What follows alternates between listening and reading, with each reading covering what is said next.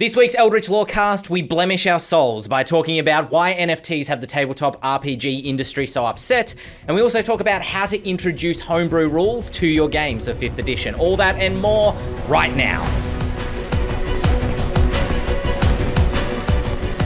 Hello everybody and welcome to this week's episode of the Eldritch Lorecast, your favourite Dungeons & Dragons podcast, and I am here again, the dream team reassembled, Dael Kingsmill, Shawn Merwin, James Hake. James, what is your favourite, I was about to say homebrew rule, but it might actually not be a homebrew rule for you considering that you are a published adventure designer. That's a good point. What is your favourite rule, be it homebrew or published, that you have ever designed yourself? Ooh. See, the great thing about being a published adventure designer, et cetera, is that all of your rules are still homebrew. All of the best professionals I know homebrew the hell out of all their games. Anyway, one that I like quite a lot, and if I remember, we might have talked about last week, is giving people a level of exhaustion every time they hit unconscious from dropping to 0 hit points. It instills a little bit more tension into combat. It means that exhaustion does more in the game, and it generally instills this idea of whack-a-mole adventurers do not exist nearly as much because it comes with quite a high cost if they keep going down again. For sure. We actually got an email response to that this week, which we'll talk about a little bit later. Because I quite enjoy that as well myself, kind of finding a way to stop the party from being able to game the system in that whack-a-mole sort of way. But before we get there, Dael Kingsmill, you must have a ton of these, I'm assuming. What is your favourite homebrew rule or rule that you have invented for 5e? I mean, it's hard for me to pick a favourite because they all kind of come in and out. You know, all my homebrew rules are opt-in or opt-out. But I guess I would say I think it's nice and simple when my party are rolling for initiative. As long as they're not surprised, I let them choose whether they're rolling for initiative using Dex or Wisdom, because I think that it's a nice reflection of the fact that when a fight breaks out, maybe you're quick to react to it. Maybe, you know, with dexterity, you just respond really fast. But maybe you just saw it coming. I think people who have a lot of insight into others, they can feel when something's a brewing. So I like letting people roll with either Wisdom or Dex. It's just a little change. It's simple. It lets people feel good when they roll initiative. Yeah. Yeah. It's very Wild West. In Clint Eastwood movies, whenever a gunfight is about to break out, you see first their eye line and then the hand at the pistol. Yes, 100%. Yes. Very topical if you've seen the Book of Boba Fett, but I shall go no further in case anybody here has not. Spoilers. Because I know Dael doesn't like to keep up with the current TV shows. I feel judged. I like to binge. I didn't put it on the run sheet, but we should do a Vox Machina check-in just to make Dael feel, just so we can talk around it with Dael again. I'm up to date. Shawn Merwin, favourite, again, house rule and or rule that you have come up with that has added to the game, you feel? It's not one that I've come up with specifically, but what I do is I jettison the inspiration rule and try to bring in rules that mimic that but offer different options. So one from the Dungeon Master's Guide that's an optional rule is called the Hero Point, and it's basically a D6 that you can use to add to any of your D20 rolls. I cut down the number of times it can be used because I think they say 6 or 7 times per level, but I'll do it once or twice per session, just to give them that extra tool they might need, but not have to tie it to an inspiration that relies on role-playing or relies on some vague judgment of the DM onto when it doesn't get implemented.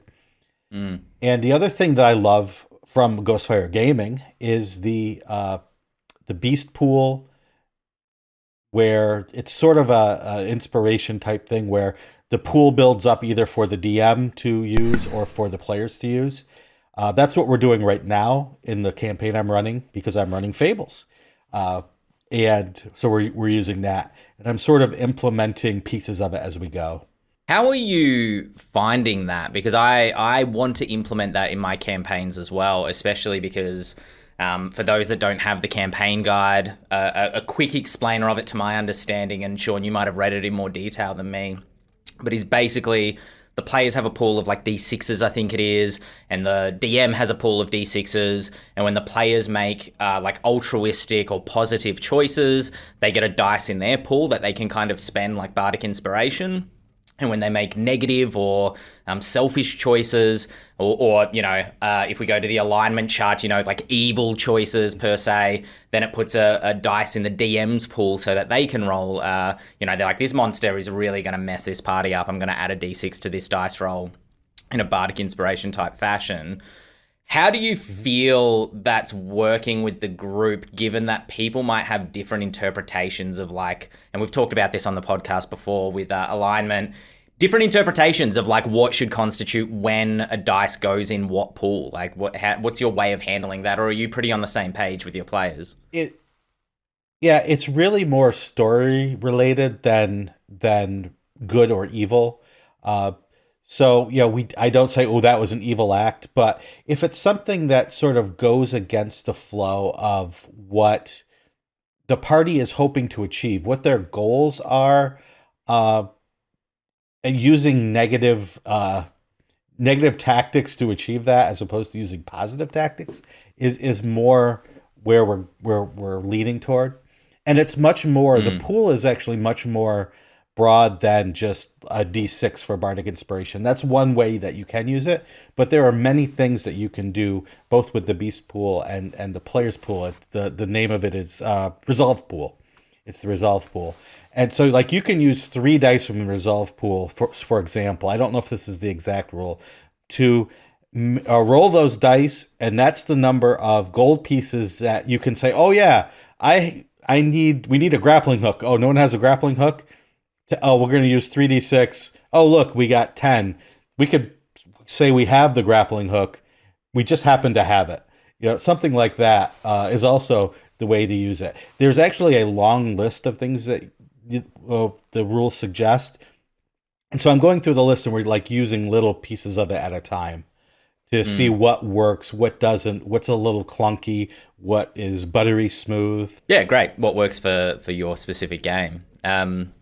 Yeah. I have to probably, I introduced the same mechanics that you did, Joey, in terms of having people who go down in combat come back with that exhaustion. The one thing that I found, and Alec, who emailed the podcast, was it Alec? Yes, it was Alec's email, talked about trying that as well, and just finding that players disengaged from the game once they had that disadvantage on the ability checks, once they're investigating a room. It's like, well, I've got +3 to investigation, but I've got disadvantage on the check, so maybe it's better if somebody else does.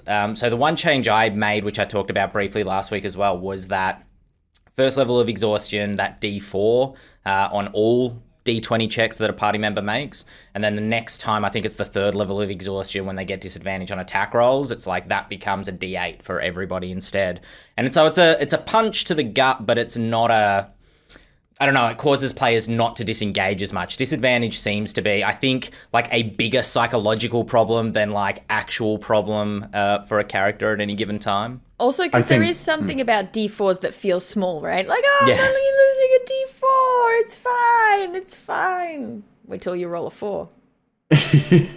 I agree. One of the drawbacks of the advantage-disadvantage system is that any effect that permanently imposes advantage or disadvantage, I think, should be generally avoided by designers, because advantage and disadvantage is at its core something that you want to do for like circumstantial modifiers. You have some kind of innate advantage in this moment, not permanently, but in this moment.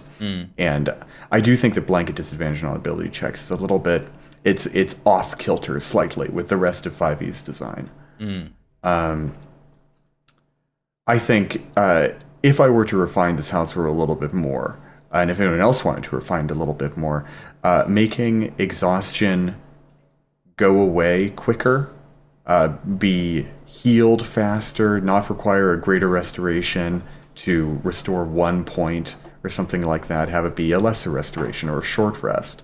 And that would make it so that the exhaustion stacks up faster and disappears faster as well, would make it a little bit less of a harsh penalty, and probably reworking that blanket disadvantage on the very first step as well. You know what, actually, talking about exhaustion has just reminded me, my actual favorite house rule that I've ever implemented is just getting rid of exhaustion on the Berserker Barbarian. Because nobody ever plays the Berserker Barbarian because of that. And as soon as I say to someone considering playing a Barbarian, look, get rid of the exhaustion, you can just have the extra attack, then everybody picks the Berserker Barbarian suddenly. And I actually don't think it's OP without the exhaustion. I've had this debate back and forth with people a couple times, and I'm like, look, at early levels, I didn't feel like it was impacting my game that much, especially because it gave the Barbarian, unlike things like two-weapon fighting, having an offhand weapon, which is predicated on making an attack with your main hand as your action first, and then you get the bonus action attack.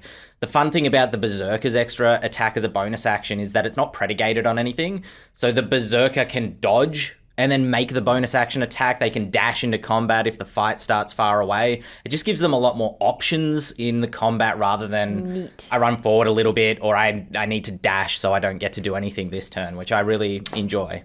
Yeah, I think that could also be resolved if exhaustion were a little bit less punishing on the first step and also could be resolved quicker.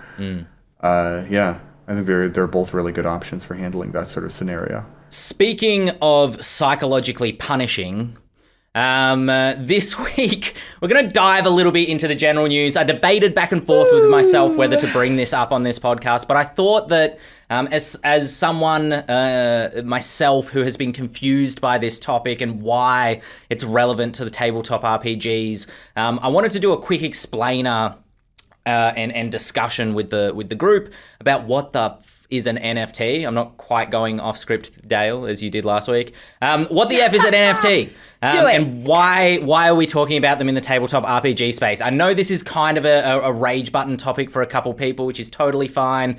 And if you don't think this is particularly relevant to tabletop RPGs, we always put the timestamps in the show notes, so it's in the description if you want to jump ahead to when we start talking more about house rules for playing the game. But I just thought this was relevant for people who are interested in the industry, and why everybody on Twitter is exploding about these NFT things. There's a really good 20-minute explainer by Johnny Harris, who does a pretty good job of explaining what an NFT is. But for those who need that explainer, I'm going to try to explain my understanding of it. NFT stands for non-fungible token, which you don't need to know, but the reason I say that is because the word fungible is a dumb, gonzo, weird word that doesn't really mean anything. It means replaceable. So if you just think of it as a non-replaceable token, something that is unique, like the Mona Lisa, or the D20 that you've been playing D&D with since you started, and you love that D20 and it always rolls critical hits for you, and you never replace it with another D20, that's a non-fungible D20 because you couldn't replace it with any other D20. But the point that I'm making is that fungible is a word, and NFTs and cryptocurrency and this whole thing seems to be a space that is deliberately made impenetrable so that folk who understand it make themselves out to be the only ones that can understand it, or the only ones that can trade NFTs or use cryptocurrency. It's very much like a financial sector tactic, to my understanding. So you're not an idiot if you don't understand what an NFT is. It's deliberately impenetrable, I think. But basically, it's a piece of digital code. Think of it like when you get a collector's item, like a collectible toy or a portrait or something like that in the physical world, and you get that little certificate that says, this is one of 50, or this is one of one, this is a collectible item, this is the helmet that Aragorn kicked and Viggo Mortensen broke his toe on. Whatever it is, the NFT is the certificate that you get that says that helmet is the helmet that Viggo Mortensen kicked. So it's basically a bit of digital code that proves that you own a digital piece of something, right? And at the moment, it's being applied to art in the tabletop RPG space. People who have drawn a piece of monster art. Could the Gazdra from the Monster Grimoire be turned into an NFT? That specific piece of art? No, is the short answer. Or it never will be, is the short answer. But it's basically, a certificate that says that you own X thing. and there's much more complicated conversation or explanations of it, but you kind of don't need to understand the more complicated explanation of it to understand why it's pissing people off in the RPG space. I feel like, James, you're probably well positioned to talk about why it's pissing people off in the RPG space. Would you like to pick up from here? Because I'm starting to hear the sound of my own voice a lot. Yeah. I want to touch on something really quickly that you said briefly, and it's that Ghostfire doesn't have any plans to mint NFTs of our own IP. I'm not the one who makes that decision, but I'm happy to hear it because I think NFTs are essentially a scam. Like you said, the NFT, they're often positioned as digital collectibles, and not just digital collectibles, but digital collectibles that will appreciate in value so that they can be sold for more than they were purchased for at a later date. But they're not a collectible. They're, like you said, they're a certificate. They're a receipt that points towards an asset. Maybe it's a JPEG file or an MP3 file or something like that. But it is a receipt, and like any document, any certificate, it can be forged. There are a lot of people who... there's an NFT trading site called OpenSea, a sort of centralized hub for this decentralized market. And you can see a lot of plagiarized NFTs, pieces of art that were not uploaded by their original artist, being sold and traded there. It's kind of like if Leonardo da Vinci were alive today and someone sold the Mona Lisa while the Mona Lisa was still in his house. It's not in a museum, doesn't belong to anyone but Leonardo da Vinci, but someone says they own it, and the receipt is being sold and traded like a stock option. And more than that, because of the method upon which they're published, a type of digital doodad called a blockchain, a chain of code, and using cryptocurrency to do so, there is a pretty intense environmental impact predicated on the use of cryptocurrency. If you've wondered why PS5s are in short supply and it costs thousands of dollars to get a graphics card, it's because a lot of GPUs are being centralized in hubs to mine cryptocurrency. As someone who had to build a computer recently, thanks for that. So this is an extremely complicated topic. I haven't even gotten into the somewhat Ponzi scheme-like aspect of being the guy not left holding the bag on this sort of ephemeral bit of speculative stock marketing. That's a topic that I am not equipped to discuss, but maybe some videos out there on the internet are. But ultimately, it is a highly fallible system, prone to plagiarism with intense environmental impact, and it just has every sign of a scam to me, and I really, really don't like NFTs. Yeah. No, I think and the reason why we're talking about it is because some tabletop companies have gotten into the NFT trade. Sure. And there is some fear that the big man on campus, Hasbro, is going to delve into the NFT trade based on a Polygon article that came out April of last year. And so there's a lot of kind of consternation because a lot of big companies have gotten into NFTs lately. McDonald's has, Pepsi has. There are a bunch of crypto ads on the Super Bowl just a few days ago for our American viewers, all over the place.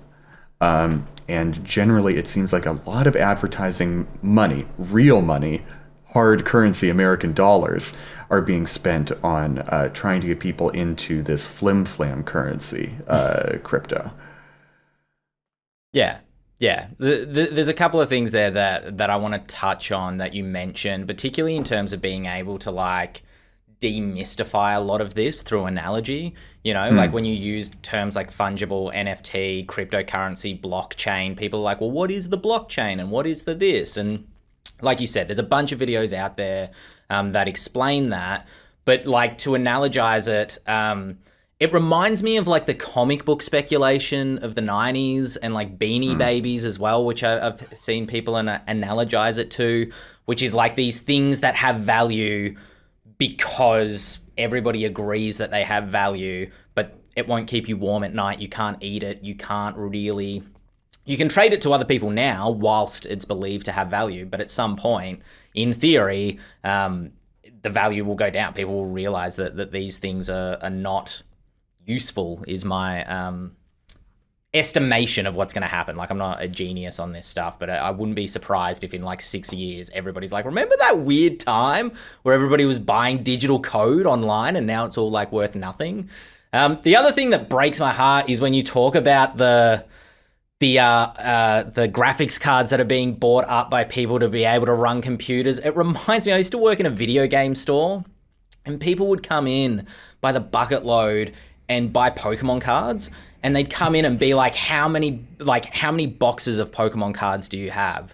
And I'm like, we have X amount. And they're like, all right, give me all of your Pokemon cards. And I'm like, all right. And then they'd stop me to use the Parks and Rec joke. They'd be like, what I think you heard was, give me a lot of Pokemon cards. What I want is all of your Pokemon cards. And then later that day, you'd have the little kids come in who are looking to buy their like one booster of Pokemon cards. And you're like, we just don't have any left because speculators, Twitch streamers, whatever, came in and bought them all up. And it kind of, you're seeing that now with people that just want to build their rig and just want to play some video games or whatever, and they can't get their hands on a graphics card. It's really sad within that context. Shawn, do you think you'd ever... What's your opinion on this situation? Are you like, yes, get me into the NFT market, or are you like, no, keep me away from it, or are you just confused by the whole thing? Well, I was confused until I did a bit of research, and I understand that. Well, just talk in terms of role-playing games. People want to play games in a new way, and they want to do exciting things. And you think of something like what James described, and you're like, okay, I could see how this would be cool. Like, we could have a worldwide campaign, and people who did a certain thing would get this token, and only their character would have this item. And you could think of that in a fun sort of way. The problem is that this whole blockchain technology and the cryptocurrency is built on very dark motivations. And as you're all saying, the energy that it takes to make these transactions is draining the grid of energy. And then you get the people saying, well, look at all the other things that are bad for the environment that we do. Yes, it's true. But some of them actually are necessary, like making food. This other stuff is not necessary. Keeping the lights on. Life, exactly. hospitals, Right. These small things. So, it's a horrible technology that is trying insidiously to branch out into places where people might ignore this technology is there because there's something cool that you can do with it. So we just have to be vigilant against it. And when we see it being used, we need to say, better ways to do it. Because it's so, like, as you're saying, it could be used in cool ways, and I know you're speaking hypothetically in turn, like, my brain went to, like, yeah, what if you had, like, a magic item that was tied to an NFT that had, like, unique special rules, and so only you have that magic item because only you have the NFT for that magic item. But then my brain instantly goes, no, that's super dumb, because if the rules are written down somewhere, someone else can just use that in their game. Like, they don't need the NFT to be able to use that piece of rules in a tabletop role-playing game. Right, exactly. And even if you want to use it for, say, like a living campaign, like Adventurers League, there are tons of different ways to do that other than putting it on a blockchain where, you're using the energy of a small developed nation to maintain it. Yeah. Yeah, and like, you're not speaking hypothetically. The amount of energy that it takes to run the computations that are required to keep the blockchain alive and calculate all the or calculate all the transactions that are happening via cryptocurrency on the blockchain, because it's decentralized. It's not a single calculation. There's like thousands of micro calculations that have to happen for the blockchain to say, yes, we all agree this transaction has taken place. And so because it requires that computing power, it literally takes the amount of power per day that a small country, I think, I can't remember the statistic, but it's like in a year, a small country will use less power than the blockchain uses in a day. I think this is a great moment for another analogy, right? Because the production of energy on an electrical grid requires some kind of fuel to be created. I think it's very easy to take out the middleman, essentially, and imagine this GPU farm as a full Toyota lot of 1,000 SUVs all idling at once, so that they can generate, computer calculations to create this cryptocurrency. Yeah. And just to touch back quickly on something that you said before, James, about the way that, creators, artists are affected by this technology is, we all generally would like to think that we put good out in the world, that what we're creating can make other people happy and produce good things, even if it's, in service of selling our product. But, as everybody is want to do. But, artists would like to think that their work isn't going to go towards a technology that is actively harming the environment through the massive amount of energy that is being required.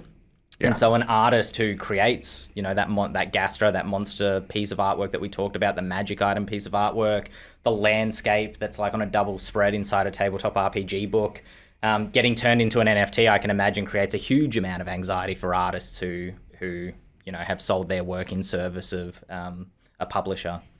Mm-hmm. All right, so my soul feels dirty enough. Let's move on from there. I hope that was clear enough. We're probably not the people to be talking about this, but I just wanted, people to have access to this discussion if they're just curious, if they want to be informed, if they want to inform themselves. It's a D&D news podcast. That's been a big part of the conversation around D&D. Exactly. This week, Yeah. For sure. We touched earlier on Alex's email, who sent in an email in response to our 0 HP exhaustion mechanic that we talked about last week and then touched on at the top of this episode.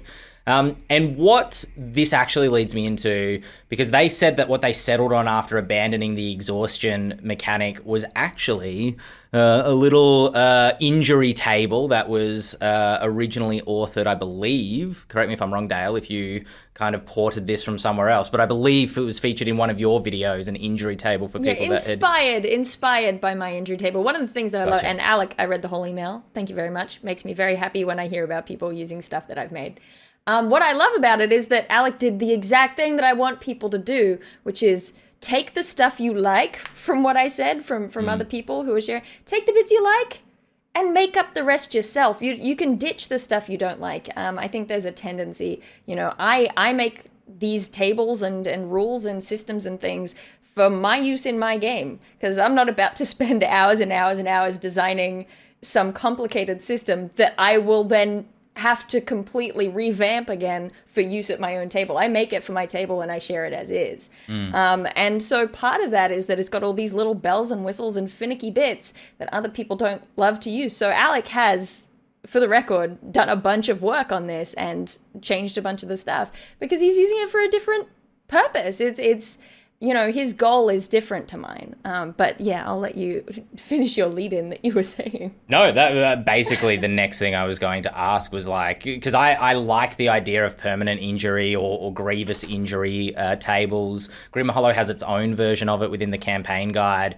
And I've seen them featured, in fact, I might have even discussed this on an earlier episode from R. Talsorian, the Witcher role-playing game, has a version of this as well. I really enjoyed playing with it in that system because it created a sense that combat could have permanent consequences to the party, which might mean that the choice to fight is bigger than just like, we can't negotiate with these goblins, let's just, mess them up and move on, rather than seeing if there's a way to avoid conflict altogether if it's possible. I think it's an interesting theme to dialogue with through the medium of role-playing So I wanted to know what your initial means was, what your initial intention was when creating the injury table. Yeah, so for me, the sort of design goal, I suppose, when setting up this injury table for me was that I noticed that at least people that I know who are sort of narratively oriented players, they like the drama and the narrative juice that you get when a character is injured. You know, that little whump factor that, oh no, they're hurt and we have to, they have to spend the night with a fever, or, you know, there's that story element that comes with it. Oh no, so-and-so almost died. And let's like give time and spotlight to that moment and the fact that we nearly lost them, or, you know, whatever it may be. Oh, you've broken your arm. Like, there is drama to that. But that doesn't necessarily mean that mechanically you have to fall into the, I suppose, realism. And I mean that in the sense of like the genre of realism, right? I don't mean reality, simulation of reality, but there's that realism of like, okay, well, but if you've injured yourself, then you have these penalties for X amount of time. And it can really drag on and be horrible if you're a player and you've got these permanent mechanical deficits to your character and how your character runs. That's not fun in a game that relies on dice and maths. So I wanted to design a system that really gives you that oomph of, oh no, you're hurt, but was literally impermanent, if that makes any sense. So you know, it lasts just long enough that you can feel it and go, oh no, but then it'll be gone and you don't have to worry about it, and only leaves aesthetic elements behind. I think everyone likes a little bit of a battle scar, but they don't like to, you know, you like to have a character that like gets a scar across their eye and now they have to wear an eye patch. That's cool, but it's less cool if you suddenly have disadvantage on every perception check forever now. That's less cool. So my design goal with that was to sort of keep the fun narrative aesthetic elements of injuries while not, you know, putting penalties on my players. Whereas Alec, it's really interesting seeing it applied in this way. Alec, for example, is using it in a game where they want this sort of grim theme, where they're using it for the same reason that you might give exhaustion if you hit 0 HP. It's this idea of, we want to stop the whack-a-mole. We want you to feel it if you've gone down, if you've nearly died. And so Alec is sort of, it's really nice to see that they started out with, hey, I want this game to feel gritty and dark. So how would you feel if at 0 hit points you got a level of exhaustion? They said, yes, all right, step 1. That's great. Pitching your homebrew or house rule, you ask the players and they all agree. Okay, great, we've done that. Then the players felt comfortable enough later on to say, actually, we don't like this. We're not enjoying it so much. And then the GM says, okay, let's figure something else out. How healthy is this table? That's communication at its peak. That's excellent. And, you know, they work something out. They go, okay, let's try this other thing instead. When you go down, you get an injury, which is, by the way, a different trigger to when you get a major injury in my own rule system. So it's really just a great example of how a homebrew heavy table should work, where it's just a lot of open communication. Things change on the fly. You tweak it as you go, and you try to make it match the mood of what you're trying to create. I don't know. It just made me really happy reading this email.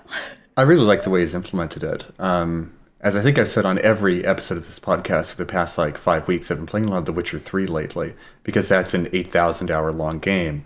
And what he's done makes me think of, you know, your HP isn't like your meat points. It's your ability to protect yourself from grievous injury. And in The Witcher, when an enemy's blocking, you can see them kind of like wearing down as you hammer on their block over and over and over again, until eventually their guard pops and you just tear them apart. And it really seems to emphasize HP as a stamina system.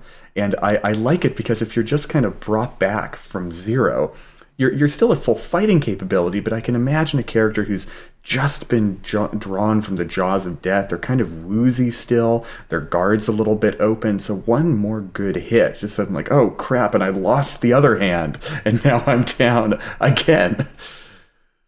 Yeah, I mean, I wonder if that opens a broader discussion. There's a criticism that has been sort of leveled against, or a critique that's been leveled against the system at my tables, which is a character at 1 hit point is at the same fighting strength as it was at like 150 hit points if it's some big gnarly monster. And so as the players are fighting it, they're getting weaker as a party. They're using up resources. They're, burning through their spell slots. They're using up their health potions. The party's hit points are getting on average lower and lower and lower. And if it's a big dragon, apart from the fact that its breath weapon has to recharge, it basically has the same strength, the same power at 1 hit point that it did at 150. I'm kind of curious, an open question. I'm not sure if anybody's thought about this, about implementing permanent injuries. I don't know if I'd do it on grunty enemies, but maybe on something like a big dragon, a troll, an ogre that the party are like climbing on the back of and like stabbing in the back of the head. Maybe this will tie. You mentioned, Dael, that your trigger for when injuries occur isn't predicated on going to 0 hit points. Could that be applied to whatever your trigger happens to be? Could that be applied to monsters? Yeah, well, 100%. When I first did the video about it, a lot of people were like, well, why doesn't it affect bad guys? And I was like, Sure. I never said it didn't. But the tricky thing there, I suppose, is that my trigger that I chose for major injuries is if a character or a monster takes the equivalent of half of its hit points in 1 turn of damage, right? Or in 1 attack, depending on how I feel. But how lenient I'm being. So you definitely could. Like, if you can deal enough damage to this thing, it's really meant to replicate that idea of 1 big hit that does you a great deal of force, right?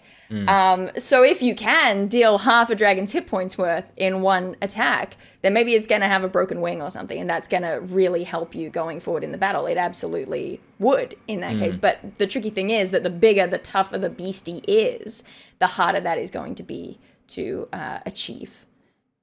What if it was, because another thing that players constantly try to do, especially if you describe like they're fighting a Medusa or a basilisk or something, and you're like, the eye of this, the eye of this monster looks at you and you start turning to stone. And they're for like, me, I aim that's for a the totally eyes. separate thing, but I do allow it. I do allow it. I do the classic, yes, you can try that. It will be a much higher AC to hit. Sure. But if you hit within the normal AC, you still hit it in the face and it does damage, but you don't blind it. Whereas if you hit this extraordinarily high AC, yeah, sure, why not? Like, you did it. You did the damn thing. I think it makes sense to go for the Eye of the Cyclops. Like, I would never want to discourage players. I understand that, yes, the battle's gonna tank after that. But I think, I don't know, if you can't build around that as a GM, I think the GM has so many tools around that for me it isn't that scary to allow things like cold shots, because you control the world. So this strikes at the heart of, I think, a difference between a very sort of tactical game style and narrative game style of play, because narrative is all about change.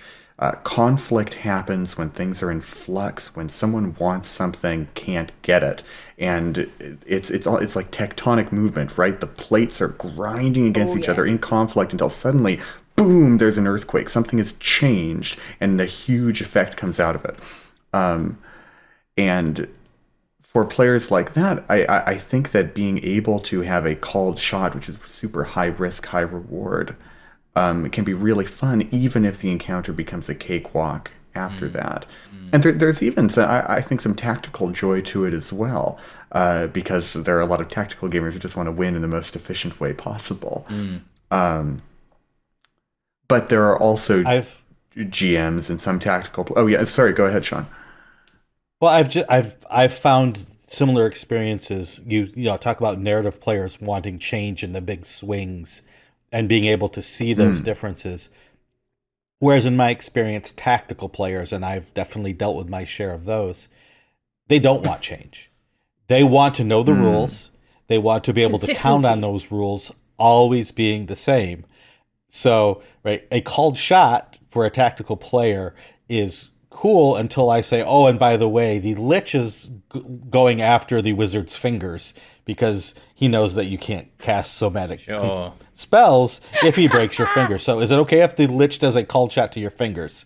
And the tactical players then quickly realize that maybe I don't like that change so much. Maybe that's something that I only really wanted to be able to do as a player, but as a rule in this game world, I don't like that at all.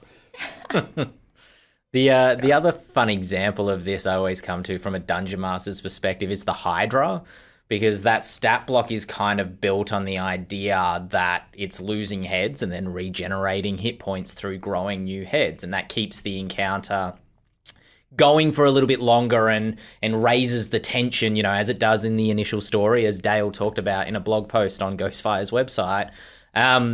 The problem is that everybody's heard the story of the Hydra, or at least everybody I've played with, and so often they're just like, I run in with my bludgeoning weapon and I hit it in the side instead of cutting off one of its heads. And the solution I came to as a DM was just like, the Hydra has evolved a defense mechanism where, like, a lizard drops its tail, it just drops one of its heads so that it can grow another two instead. And that was my kind of solution to keep that combat feeling kind of epic and having forward momentum. What I was going to touch on before. Can I just say very quickly? It's very brief, but that's good monster design, because you know what else? The Hydra's a big lizard. No one's going to question that. No one's going to question that. That feels lizardy. Oh, I love it. There was a little bit of questioning, but I appreciate that. Those people are fools. Well, and this takes us right back to what we were talking about earlier, right? Because the Hydra as a monster is taken right from Greek mythology, and Greek mythology is not a tactical game. Greek mythology are tales told around, you know, primitive campfires to entertain people with dramatic changes. You know, they think that Heracles can slay any foe, and so he goes up against his foe, and they're like, he can take it. But then he uses his usual tactic and takes off the head of this creature, and lo and behold, something remarkable happens. 2 more heads spring out of the wound. And it seems quite played out to us because we know that story, and we can approach it tactically because we know what's going to happen. But if you take that tactic with some other sort of monster, suddenly that sort of tactical feel draws away, and you get right back into that mythological 100%. feel. I mean, that's what this article ended up being about. I was saying that, you know, just because the example that I took was the Hydra growing new heads, I was like, but take this as a lesson of change the game partway through. You don't have to do it every single time, but if you do that, it just pumps everything up. It goes, oh no, suddenly we have a problem to solve on top of what's happening. Just change the circumstances a little bit. The status quo shifts and it becomes very narratively interesting. But like Shawn said, sometimes your players won't be into that. Well, it's not that they won't be into the change. It just, you have to make sure that the base of the rules that you're relying on remain somehow intact. That's all. Right. Yeah. Right. Yes. Yeah. Right. Situations can change, stories can change. Yeah. Yeah. Well, I'm curious to get your thoughts, Shawn, on this next email that came in from David, who was responding to, I think, our discussion on like magical weapons, you know, and how often those are handed out. And in fact, we had a little bit of a discussion in our Discord server before recording about this, in terms of David's concerns were that if you change how often magic items are being handed out to the players, that doesn't meet the players' expectations of how often they're going to, you know, get certain things. Or if you change the rules around magic items in terms of, like, you know, as I was talking about, magic weapons don't exist as doing magical damage, but they do what's called silvered damage, and that's not going to do magic damage against every type of monster, such as constructs, which require adamantine. He's like, well, how do I know as a player how to build my character if the dungeon master is making too many changes to the numbers or the way that different rules work? He wrote a relatively long thought out email, but if I just read a quick little bit, he's like, while I agree that it can feel bad if a puzzle solution based giant monster encounter feels cheapened because they have a magical item that can cut through the resistance, it's worse for a player who has spent time on their character mechanics getting ready to solve problems through dice rolls to find out late in the game that the player can't do anything because the rules have changed, because the DM has something else planned. They're sort of asking about like, how do you... For me, it's just about setting like player expectation, right? And making sure you have your list of house rules at the start of your game. And then if you want to introduce something halfway through, like you were saying before, Dael, you have a discussion, a dialogue with the players to see if they think it sounds fun and cool as well. But Shawn, how do you go about sort of introducing house rules and also managing player expectations? Communication is really the only way. I think, that the question from David is super important. Just to be clear, when we were talking about magic items before, we did not say anything like, do not give out magic items. We did not say change the rules of the game. It was more a cautionary tale of sometimes too much magic, while players may enjoy all of the options that they get from that and the power that they get from that, is not good for the overall health of the game. Now, the one of the many Hydra heads of questions that spring from David's comments. Yes, you saw what I did there. I did. I enjoyed it. How important are magic items in 5th edition? When 5th edition D&D came out, the designers of D&D said, we made this game so that it would work, numbers-wise would work, even if you give out absolutely no magic items.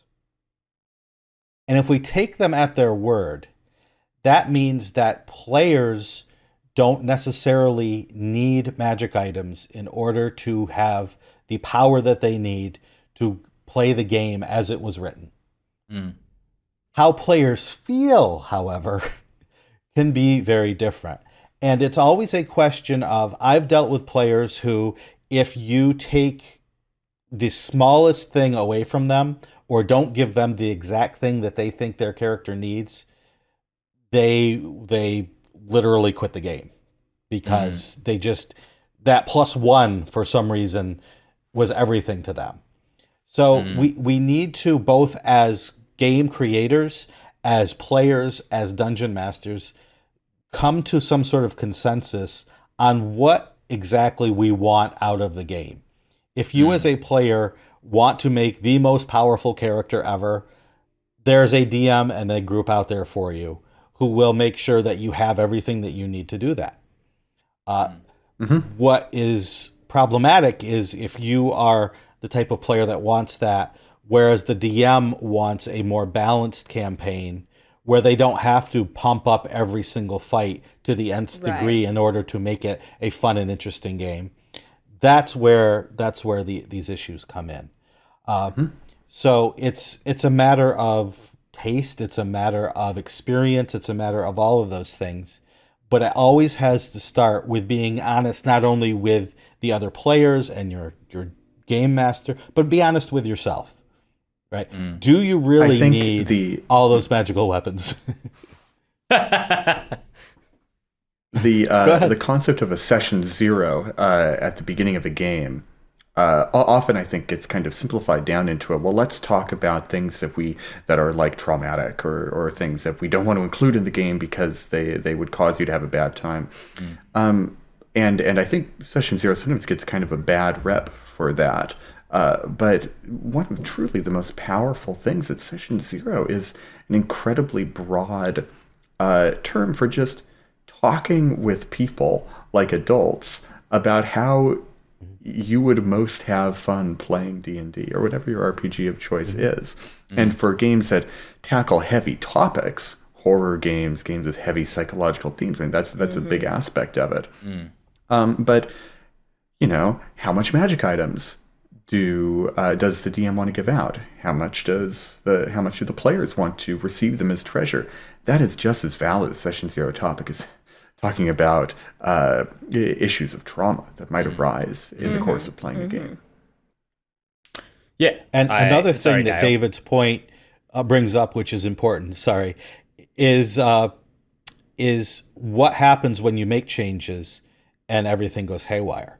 And game masters and game designers have to be very, very careful, because something that seems like it wouldn't be a big deal when it's added to or taken away from a game can quickly become a big deal. And that's why, as Dael was talking about earlier, it's communication and groups that communicate well and feel free to say, we're not having fun and this is why, then you are able to fix it before it becomes a huge problem. Yeah. A big thing that I don't know why. I mean, I run a channel where most of my videos are very homebrew heavy. That's my thing that I do. And every now and then I get these comments from people who are like, why are you forcing all of these things on your players? How do you keep track of all these things? And I'm like, I need you to know I'm not running every single one of these homebrew concepts at once. And I'm not launching it on players without talking to them. It is, like we've been saying, it's communication. I know that it's hard. It's very hard to communicate. I feel like most people struggle with communication on some level, but you got to do it. And whether that's in a session 0, whether that's in, your pitch of your campaign to people, you say, hey, this is the kind of game I want to run. Are you interested in that? Because it doesn't hurt for someone to be like, oh, it's not really my thing. And you can say, that's fine. You'll be in a different campaign, right? Like you can only have so many people in a campaign. You don't have to have everyone in a campaign. You can run other campaigns with other people, match things to the players. It's going to be fun. And I really do. I think on the subject of being honest with yourself, that's great for GMs as well, because if you are someone who likes to homebrew like I do, I think you really got to sit down and say to yourself, what are the homebrew things I've come up with that I would enjoy the game less if they weren't in it, right? Pick maybe 5 maximum that you're like, I really want these to be included. And for those, for me, they become the opt-out mechanics, which means that I tell the players, by default, these things are going to be on because they're things that I really enjoy to run. But if you really hate that, we'll talk about it. And maybe we'll decide not to run that. Whereas every other homebrew that I have, I call opt-in ones, where they are automatically off, and I just hand players a list. I have I should have gotten some examples. I give them all a snazzy title and a little 1-sentence flavor description that says I don't know, hey, everyone likes having battle scars or whatever, and then I'll give a brief mechanical description. It doesn't get into the guts of it, but it will say, if you take a lot of damage, you will suffer a major injury, right? And it's just this tiny little description. I hand my players a list of that during session 0, and I say, tell me which ones of these sound fun to you, and then we'll talk about whether we include them. It's never even just a one-step process. It's let's flag the things that we want to talk about and then have a broader discussion. I think that conversation is just it's everything. James made a tweet the other day that basically boiled down to, a lot of the problems we talk about with D&D just boil down to whether you had a proper communication sesh at the start of the campaign. It's a lot of effort. It's a lot of work. It can take a lot of time, but a good campaigns, like just about good anything, generally, unless you're very lucky, take a lot of effort to create, and it's time well spent. Every now and then you'll get lucky, and everyone's expectations are perfectly aligned right at the beginning, and it does feel amazing when it's like that. But especially when you're playing with new people, even when you're playing with people that you think you know really, really well, just being able to talk and set expectations and resolve conflicts ahead of time, it's just a godsend. Yeah, I agree completely. And I think you're right about what you said about session zeros before, James. They have this rap of being this is where you need to lay down your hard boundaries. Let's talk about our feelings, Yeah. And literally the session 0, I mean, I'm good friends with my group, so I kind of understand a lot of those boundaries already from conversations that we've had in the past. But our session 0s these days, and even though we're all good friends, we still have session 0s at the top of campaigns. In fact, it was something that we started doing after not doing them initially, because we found that it set really good expectations for the campaign, narratively, thematically, which house rules are going to be turned on and which ones are going to be turned off. What do we like the sound of? What do we think is too much? And this also goes for optional rules as well. I don't use flanking in my campaigns, and I found that is something that I need to communicate to players before they've started creating characters, because a lot of brawler type tavern brawlers or fighters or monks often build their character around getting advantage on attack rolls as often as possible via flanking, and so they give themselves huge amounts of movement and huge damage output to take advantage of those crits whenever they happen. So yes, communication is important. Yeah. I just realized that we need to pull it back to what the thing. So what we're saying is that yes, the numbers on the character sheet are very important in the way that they will interact with Homebrew. But communication is the answer to that. I think it's also worth noting that we talk a lot about narrative sort of centric games. Sure. But even then it's there's an easy trap to fall into with this sort of false dichotomy of numbers and crunch versus narrative and storytelling. Yeah. And it's just something that accidentally gets reinforced over time, this idea, and like any of us can fall into that way of thinking. But really, I mean, this is the English literature degree and me coming out. Anyone who has an English degree they're going to be ready to throttle a swan when I say this, but it's about form and content working together to create meaning, right? You get the most evocative story when you are using the structure of these game elements to work with the theming or the story that you're telling. It's like the creative expression of a poem is really reliant in a lot of ways on the structure of poetry. And, a sonnet will have a different feel to it than a Petrarchan sonnet to a ballad, any number of things. And also, in the case of Homebrew, this is where we wrap back around to the question. In the case of Homebrew, where you break those rules and do something different creates a particularly powerful shift in what the feeling and the story and the sort of, artistic element of it does. So it's really, the numbers are really important to telling the story. And it's important to keep in mind that they're working together. They're not working against each other. If things have been done correctly. Flanking is a perfect example of this, why it was left out as actual rule and made an optional rule. Because in previous editions of the game, oftentimes the movement to get into a flanking position would take everyone out of the game while people were counting squares and avoiding opportunity attacks. And it slowed the game down to the point where it wasn't fun anymore to be sitting here watching everyone do this. The story wasn't happening because that extra +2 in fourth edition, an advantage in fifth edition was a result. Who cares about the +2 if the story stops?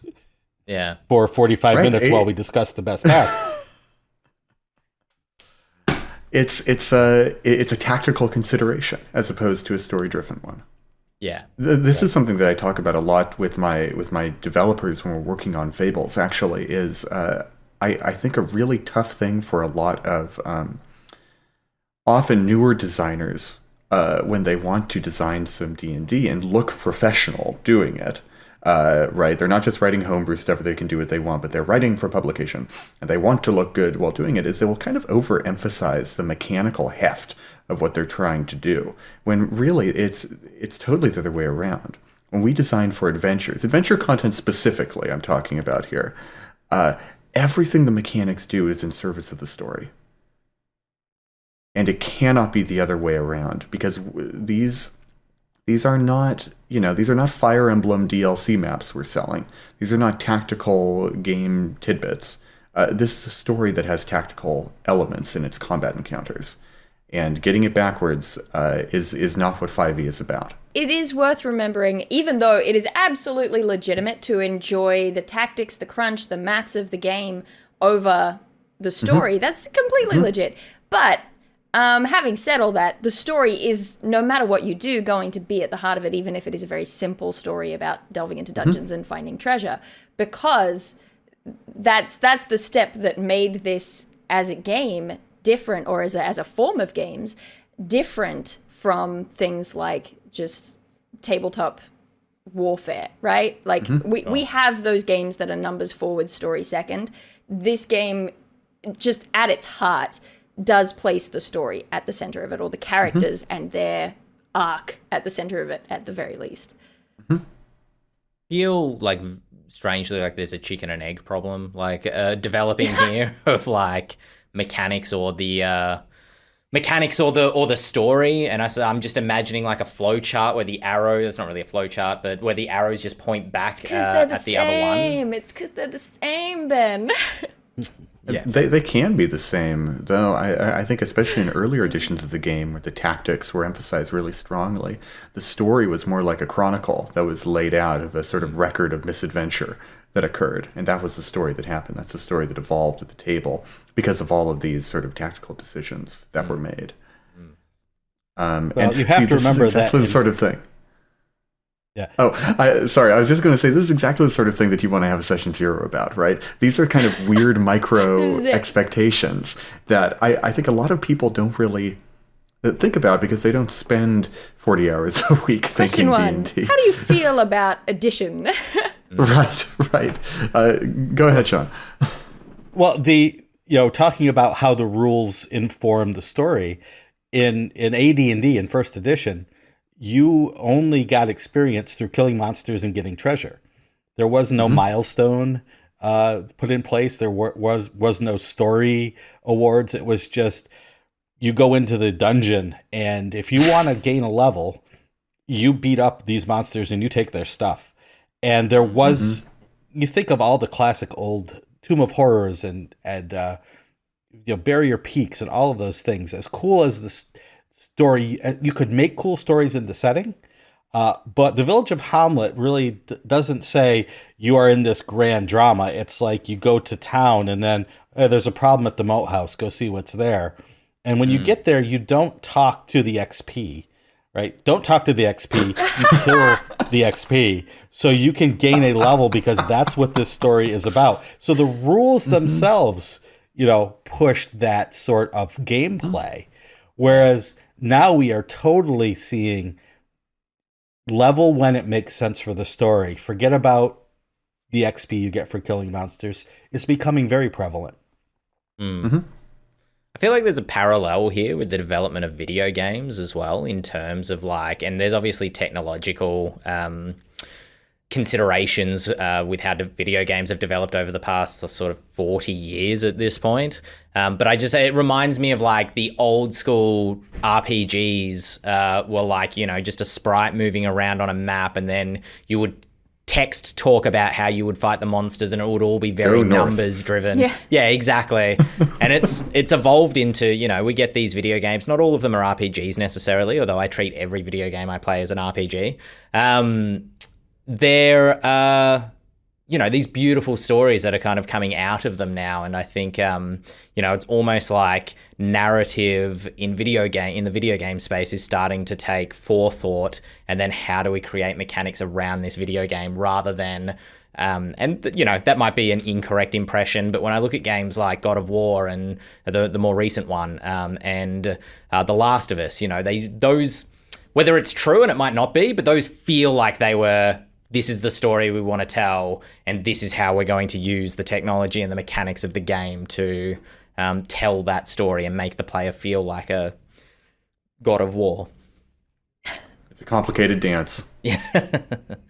That is just about time for this episode of the Eldritch Lorecast. We did have a couple of other questions, but I will put them to next week. So if you have any questions for us, please email podcast@ghostfiregaming.com. I do apologize. One of our emailers said it was really hard to find the email address, so I'll put it in the show notes so that people can find it. Podcast@ghostfiregaming.com. Ask your questions. I will put it to the panel. I do read all the emails. And while you're doing that, go and spread the word of the Eldritch Lorecast to all your D&D friends. If you think more people should be listening to these conversations, go place a bounty on a local guild hall board and let them know that the Eldritch Lorecast is here. If you're on YouTube, you can comment down below. I do sometimes grab the YouTube comments instead to discuss on the podcast. And of course, our handles are just below our names. So if you want to keep the conversation going on Twitter or Instagram or somewhere like that, please reach out to us there if you have a question or something that you want to discuss. Until next time, I've been Ben Byrne here with Dael Kingsmill, James Hake, Shawn Merwin, and we'll see you all next week.